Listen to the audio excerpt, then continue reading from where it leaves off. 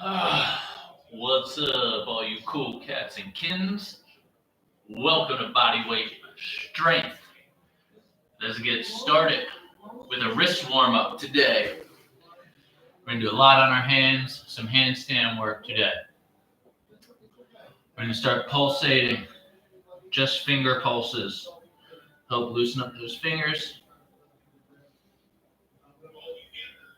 Let's go palms flat on the ground. Let's go palm pulses. Keep that first knuckle on the ground. And we should feel a stretch through the palm, through the wrist. See, my whole body kind of comes up when I do this. Elbows stay straight.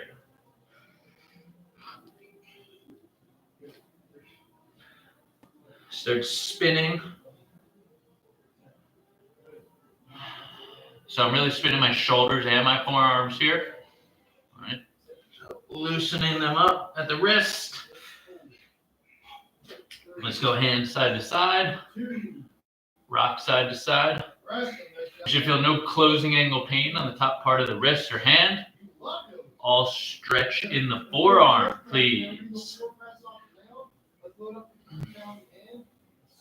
Let's go fingers backwards. Yeah. Feeling motivated today, people. Feeling real good. Got my running workout in earlier. My hair is looking a little crazy. It's a good day. Great day. Take our hands. Let's go back part of the hand on the floor. And we're just going to rock backwards, stretch out the top side. Last one here. Feel a big stretch on the top part of that forearm. Part people never train. This might be very sensitive on you. Take it easy. How much pressure you're putting on the back of the hand. Good. All right. Let's stand up. We're going to go knee hug, extend, bend, switch. So today, all you're going to need is a wall. So ideally, make sure you got a wall that you don't mind putting your feet on. If you don't have a wall, choose an elevated surface like stairs or a couch would be fine. Other than that, you don't need anything else. Opposite hand grabs opposite foot. Reach forward towards the camera, or you can touch the floor. Switch. Reach forward towards the camera, or touch the floor. Touching the floor is a little bit harder. Doing this on the pad, a little bit harder than I'm used to. You gotta focus a little bit more here. Let's go legs spread. Go for my windmill. Reach across. Reach to the sky. All the way up. Reach across. Reach to the sky. All the way up. Oh, this feels good today. Feeling limber.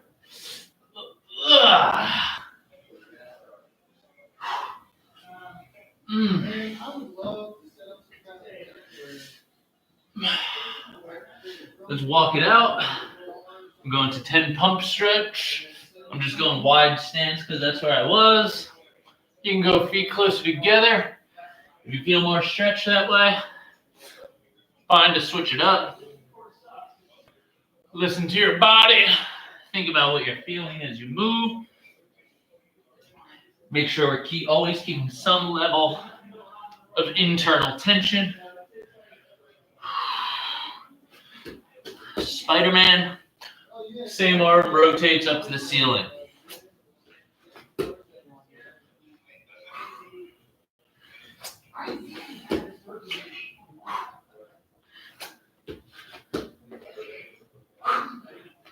Good. All right. So I said we're going to do some handstand work today. That's what we're going to start off with. We're going to start off with something called a wall walk. So the wall walk starts flat on your stomach, and you walk your body all the way up the wall until your chest is as close to the wall as possible, and you're in a handstand position. Now, if you've never done this before, You simply modify the height that you're walking your feet up the wall. So if your feet are on the wall right here, you're going to be in more of a plank position. That's a little bit easier to hold. All right. If your feet go up there, you're going to be more in a handstand position. A little bit harder to hold. All right. You got to err on the side of caution and safety because you still got to walk yourself back down.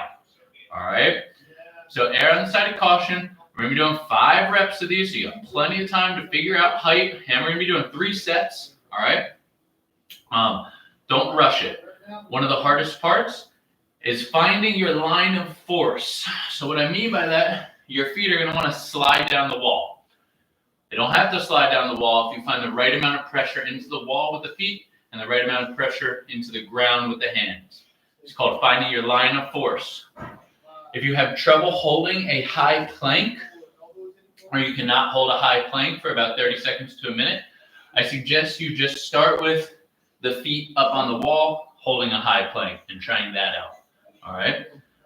If you can hold a high plank, let's try to get in some of these wall walks. So we're going to start feet touching the wall. We're flat on our stomach. I like to start full push up. Walk it back. I get my chest to the wall. Control.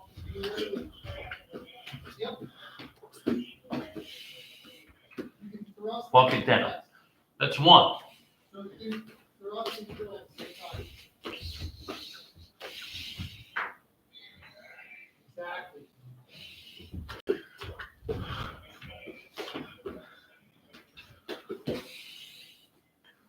Two.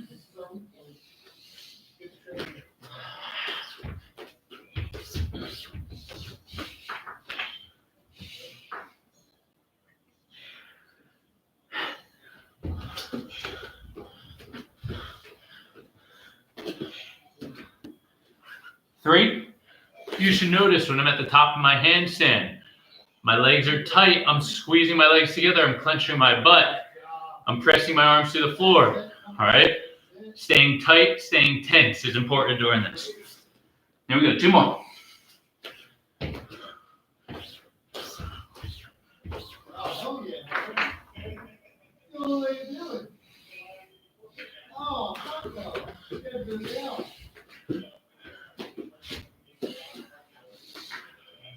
One more.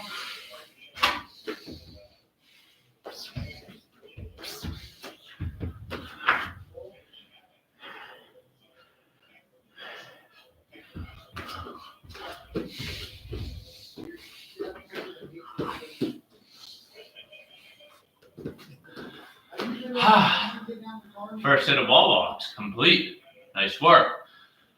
So again, if that was easy for you, keep trying to go higher up the wall. Keep trying to get chest to wall. If it was hard for you, come down a little bit. Or only do 1, 2, 3 reps. You don't have to do all 5. All right. Next, we got a shrimp squat. So this is not a true shrimp squat. It's just a variation, kind of a modified variation. What a shrimp squat is it looks like a step back lunge where we just drop our knee down to the floor and back up with one key difference. In a step back lunge, your foot hits the floor before your knee. In a shrimp squat, your knee hits the floor before your foot. And then on the way up, the heel or toe come up first, and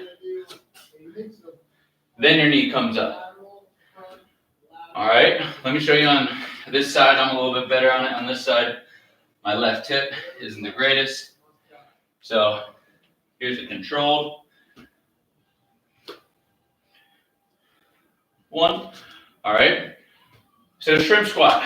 We're just going to try 5 on each side. Again, modifications are step back lunges, or you can try only 1, 2, 3 reps, whatever's in your wheelhouse today. All right, I'm going to start off with my bad leg.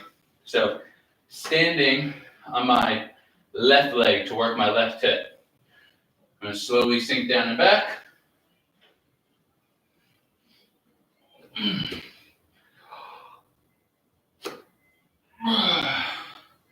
So you see I lost stability because I turned out of that.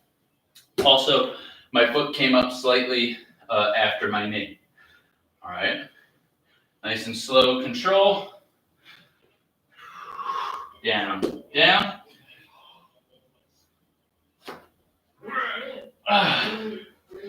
That's 2. All right. I also want you to notice that I'm keeping this whole foot on the ground. It would be a lot easier for me if I went up onto the toe, but I'm trying not to do that because I want to load my hip. If I go up onto the toe, I'm going to load more of my quad. That's a variation you can try, but I'm going to stay with my heel down.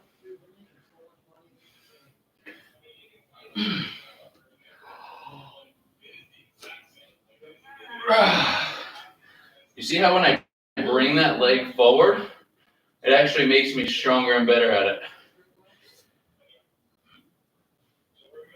All right, so raise and lateral all the way out. I wonder why that is. Actually, I know why. I'll give you a second to ponder it. You got it. Last one.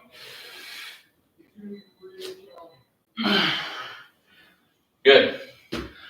So if I drive this knee forward, it'll help bring more body weight forward onto the front part of my foot, and that way it makes it easier for me to stand up. Because theoretically, in order to do the shrimp squat, I got to get more of my mass in front of this part of my ankle. So more of my mass needs to be forward in order to go up. So if I bring that knee forward, that's kind of what helps me. Again, this can be used as like a training tool, but eventually I'd like to do the shrimp squat without the knee coming forward at all, which I may be able to do on this right side. Slowly sink down.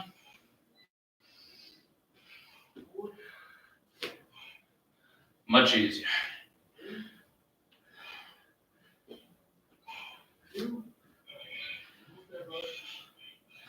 I started with my left side on purpose because I always start with the hard side.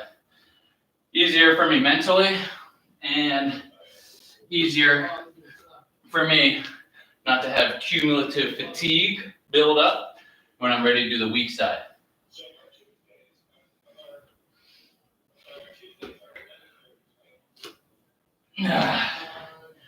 Good.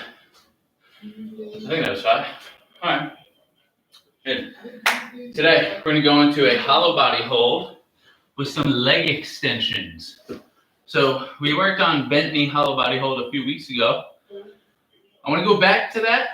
I want to try to remember the key points of this, which are ribs are not flared up towards the ceiling. They are turned down towards the hip, which means my low back is firmly pressed into the floor. Let's all try to just go into a hollow body hold for about 5 seconds, see what that feels like. Close the gap between the ribs and the top of the pelvis by crunching and hold it there. No, I'm sorry. You're right. Tuesday 12. And rest.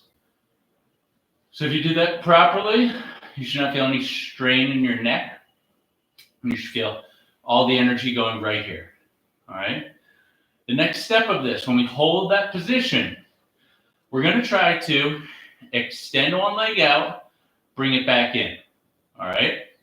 The rule that you must follow at all times, if you're lying on your back, trying to work your abs, the rule that you must follow is that your low back should be firmly pressed into the floor.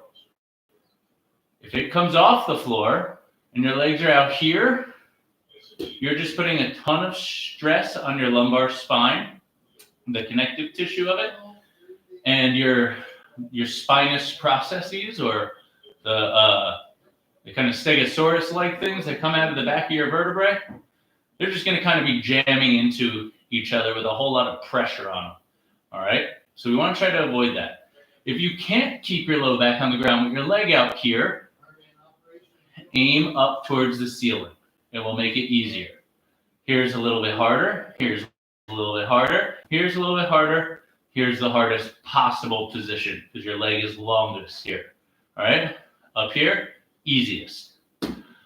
We're going to do 10 on one side, 10 on the other. Stay with me. Here we go. We're in hollow body position. Left leg out. 1. Out. 2. Out. 3. Out. 4. Out. 5. Out. 6. Out. 7. Out. 8. Out. 9. And out. 10. Other side. Out. 1. Out. 2. Out. 3. Out. 4. Out. 5. Out. 6. Out. 7. Out. 8. Out. 9. And out. 10. Oh, I hate them. Holy abs. All right.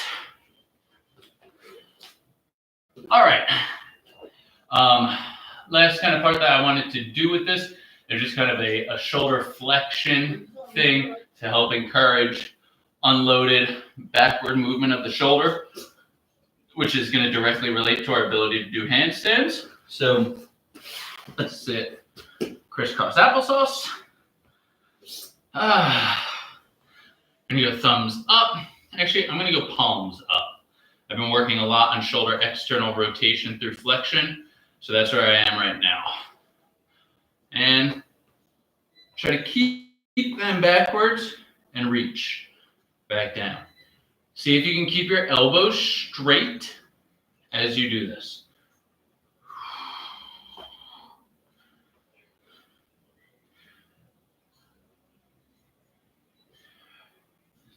So your goal would be to get your bicep behind your ear.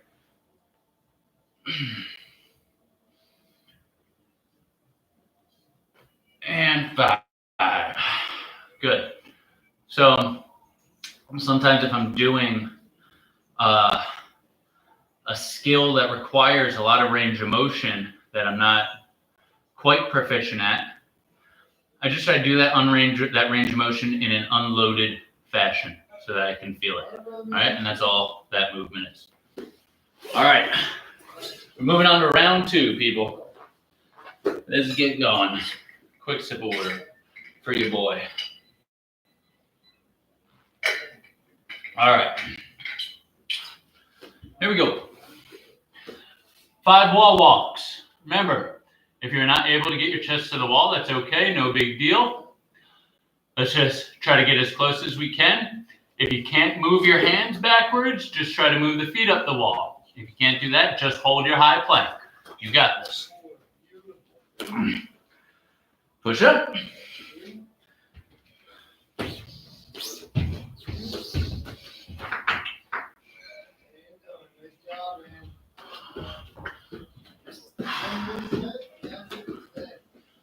One.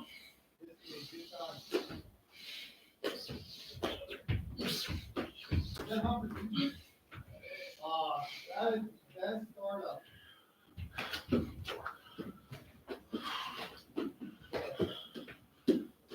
2. Oh, fuck yeah.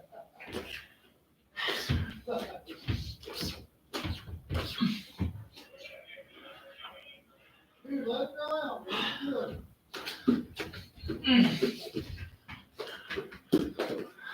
3.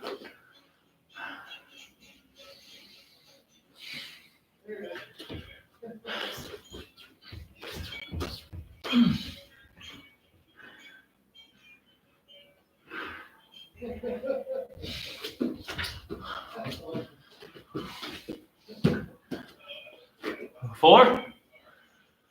Last one.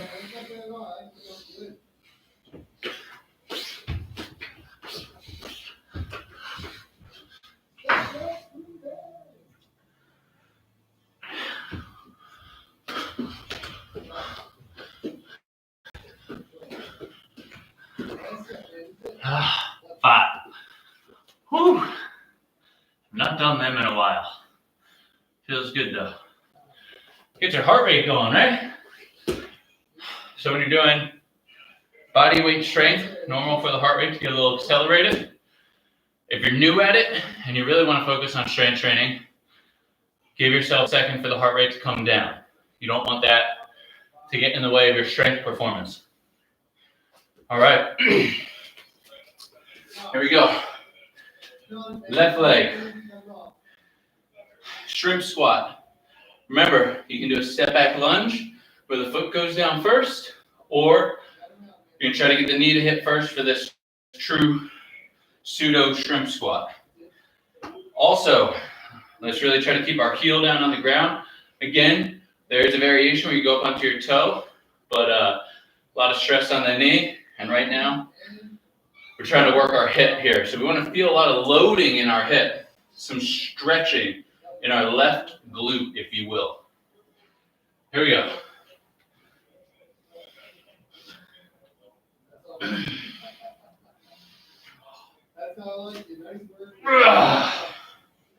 One.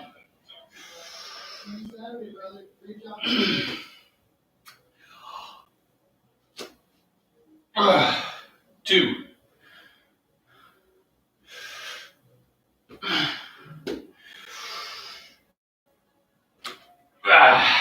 Three. It was weak. Foot came off after the knee.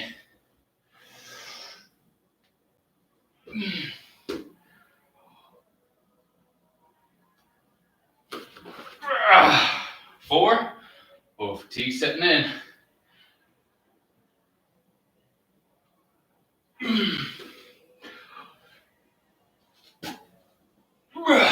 Five. Oh, that was sloppy. That's all right. Half-assing is better than no assing. Here we go. Down, knee, foot, foot, knee.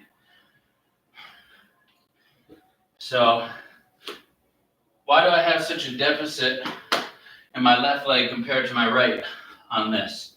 And I will tell you, it is because I have a limited hip flexion in this left hip. How do I know that? I assessed it. Why do I have limited hip flexion in the left hip? My hamstring, high hamstring tendon right here, locked up, does not move. I figured this out recently, so it is something I'm working on, but goes to show that flexibility on one side of the joint, in this case being high hamstring on the back side of my hip joint, will lead to inability for the front half of the joint to function properly. All right, so if you kind of have a restriction in front, you may want to check the back. All right, or if you have a restriction on the inside of the thigh, check the outside, see what's happening there. Just a thought, not always the case. All right, let's get back to our hollow body leg extensions. Hollow body position, extend out, 1, out, 2, out, 3, out, 4, out, 5, out, 6, out, 7, out, 8, out, 9, out, 10. Switch. Out, 1, out, 2, out, 3, out, 4, out, 5, out, 6, out, 7, out, 8, out, 9, and out. 10. All right, let's see. What time? 12:24. All right. We're going to stick with just 2 sets of that. All right. I want to try some other stuff with you guys. All right. Oh, wait. First, we gotta do our shoulder flexion, unload it. How about those handstands? Let's come here, my palms are up. We make fists and pulling backwards. Ideally here, you're gonna feel your lower traps do this. Where are your lower traps? Right in the middle of your back, all right? If you do this correctly, you should feel a strange sensation right in the middle of your back. If you feel it elsewhere, it means you're compensating. We're trying to target lower traps. And I can feel them right there. 3, 4, 5. I shouldn't necessarily say it means you're compensating. It might mean you don't have access to your lower traps because a deeper layer of tissue is tight. Whole nother story. But if you have questions, email me. All right. So now that we did that, I want to get into a cartwheel kick. All right. So just a level 1 cartwheel kick. We're going to stand right in front of the wall. And this is going to kind of look like a hip hinge, except kind of sideways. So the wall is going to be your fall support. When you try this, I'm willing to bet that you're going to fall backwards into the wall. So stay close to it so that you don't topple over. This will catch it. All right. Let me show you what this looks like for the setup. Right foot is pointed parallel with the wall. Left foot is pointed at the camera, so perpendicular with the wall. I'm going to hinge from my right hip to reach down and touch the ground while my left leg comes up towards the ceiling. All right. When I put my hand on the ground, I want my fingers to face backwards towards the wall. It should look something like this. I hope I don't mess up.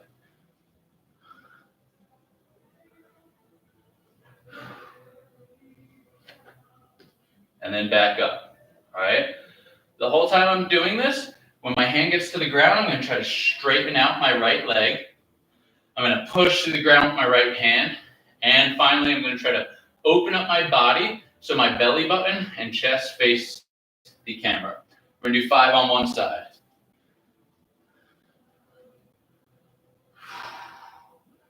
And I fell into the wall, but it's there to save me. And I stand up. All right. This requires a lot of balance and stability in both hip and shoulder. All products of strength. Hello.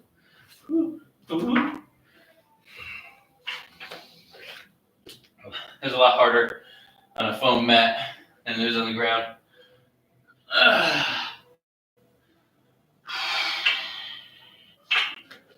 That's 3.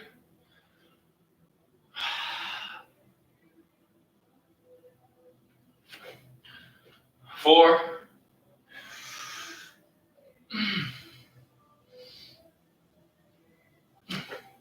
5. Those last 2 weren't bad. Got a little bit better as it went. All right. Now, left side. So again, the setup right in front of the wall. Left foot pointed parallel with the wall. Right foot pointing at the camera.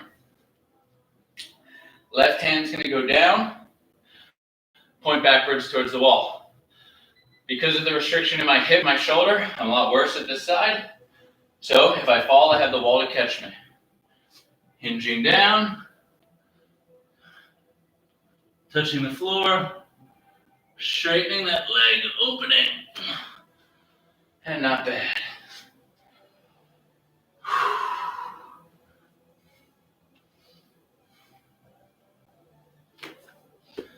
I've been doing a lot of work on my shoulder, feels pretty good.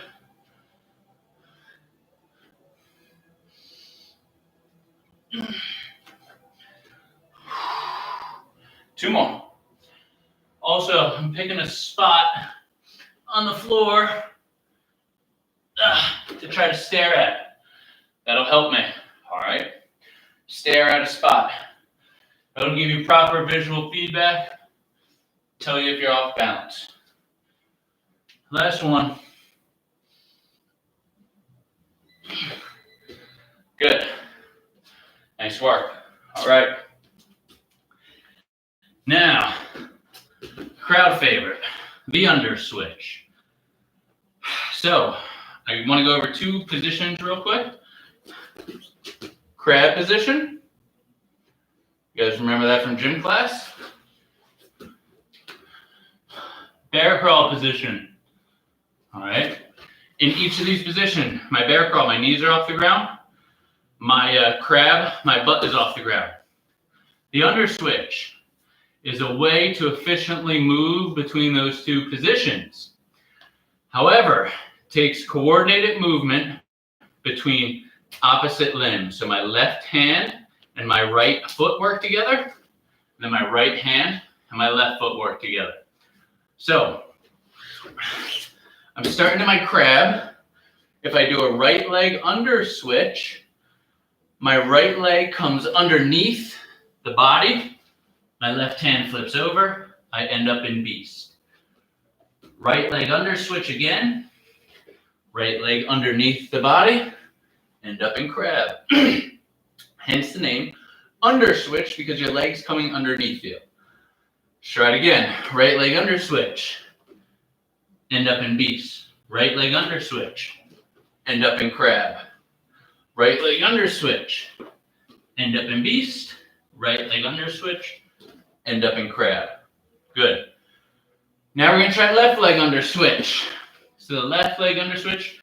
Now my left leg's coming underneath my body. My right hand's coming over top.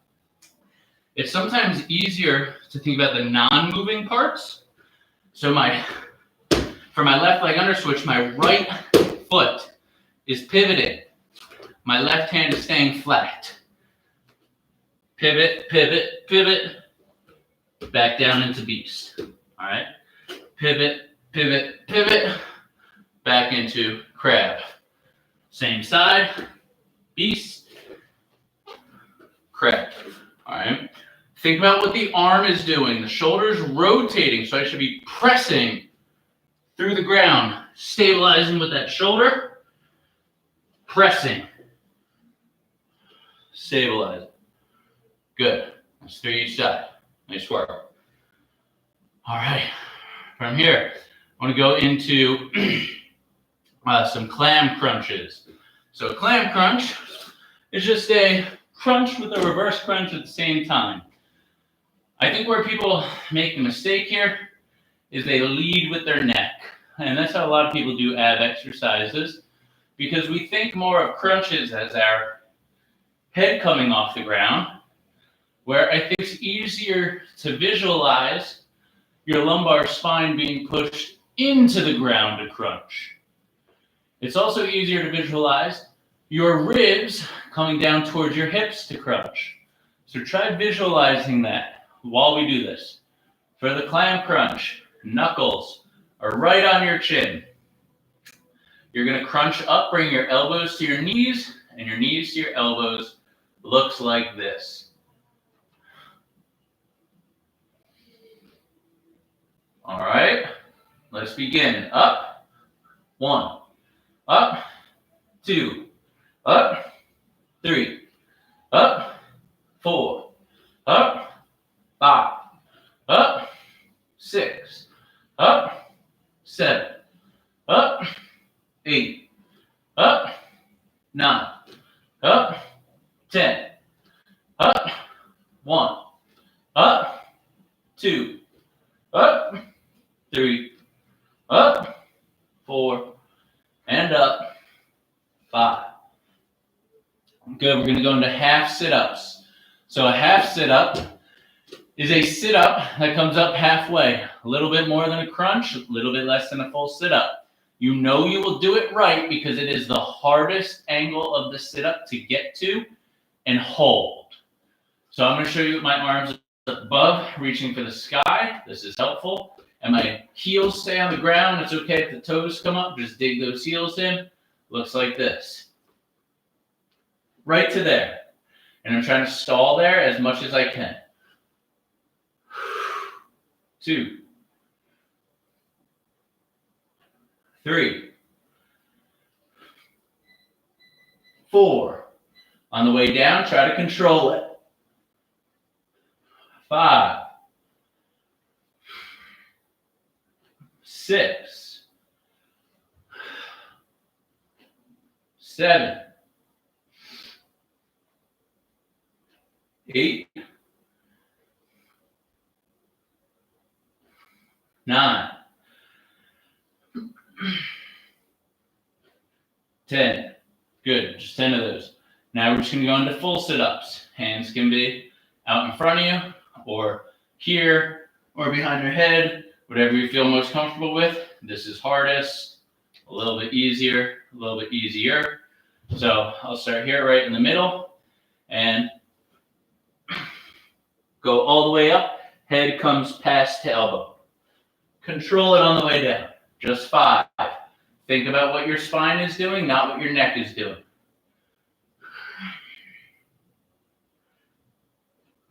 2,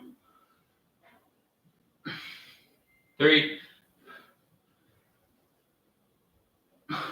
4, 5. Good. Good. Let's get one more round of our cartwheel kicks in. How are we doing on time? Good. About 10 minutes left. All right. One more round of cartwheel kicks. One more round of under switches. And one more round of our sit-ups. We'll call it a day. So we're here. Cartwheel kicks. Right leg's pointed that way. Now I'm going to really focus on getting my palm on the same line that my foot is on. So I don't want it to go back towards the wall. All right? Same line that the foot is on.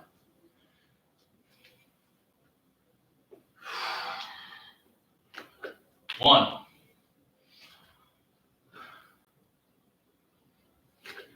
2, little rhythm might help. 3, as I fall into the wall and jinx myself.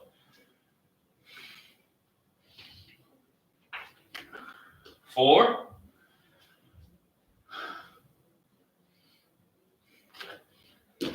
5. All right. Last set of 5 here. The left side's a little harder. Probably should have started with that side. Hinge over. Reach.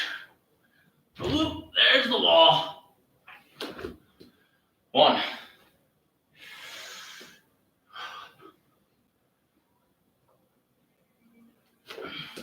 2.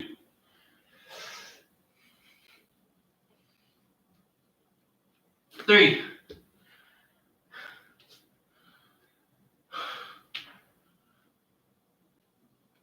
4.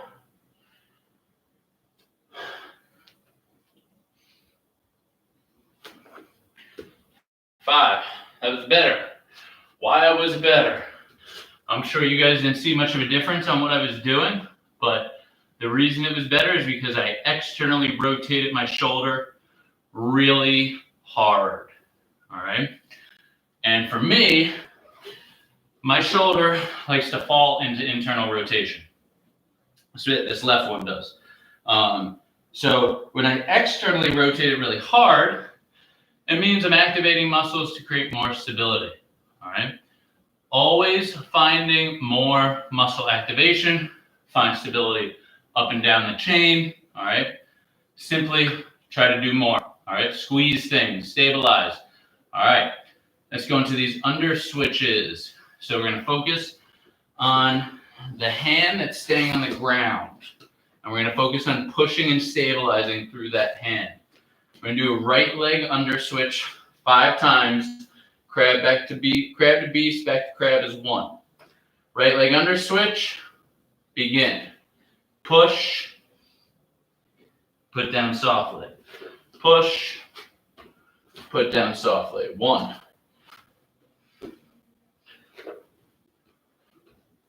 2.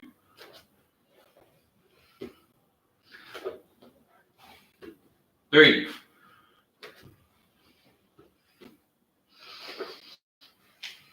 4.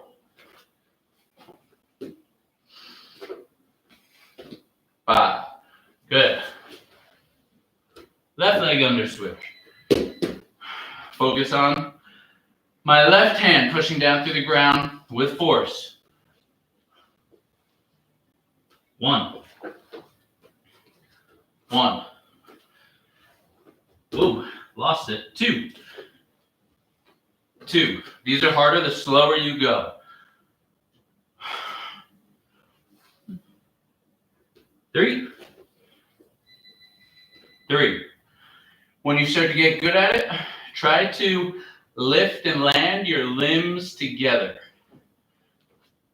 They lift off together. They land together. Lift off. Land. 4.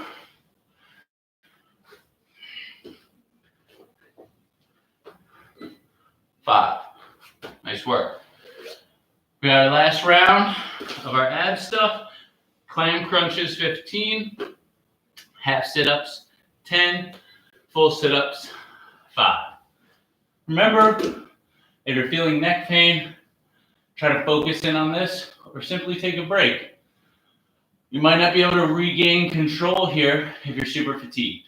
All right? So we're here and let's do it. 1, 2, 3, 4, 5, 6, 7, 8, 9, 10, 1, 2, 3, 4, 5. So, I sometimes get neck pain when I do sit-up stuff. What I notice is if I exhale as I'm sitting up, it's easier for my abs to contract. All right? Because if I got a belly full of air, they can't contract anywhere. The air is pushing against them. So I like to time my exhales as I'm sitting up. All right? Let's try that for the half sit-up. See how it works. Here we go. We got 10. Up. 1. Up. 2. Up. 3. Up. 4. Up. Up. 5. Up. 6. Up. 7. Exhale. Up. 8. Up. 9. And up. 10. Full sit-ups. Last round. Here we go. Up. 1. Up. 2. Up. 3. Up. 4. And up. 5. Whew. You saw by the end there, I started using a little bit of momentum. All right. So the case against momentum is that you are not firing your nervous system quite as strongly, presumably because you're getting fatigued. But the case for momentum is that what it's doing is it's decreasing the weight that you're using. So I sometimes allow for a little bit of momentum at the end of some of my strength stuff, but true strength would be without momentum. When you get momentum involved, that now becomes power. All right. So a little wiggle room there. Depends on a lot of factors if I would recommend it or not. So in general, I would say if you want to work true strength, limit momentum. If you can't do the movement without momentum, just stop doing it. You're not working true strength anymore. All right. If you are relatively fit and experienced at this stuff, throw in a little bit of momentum here and there. It'll help your gains out. Thanks for joining me today, guys. Much appreciate it. See everyone next week.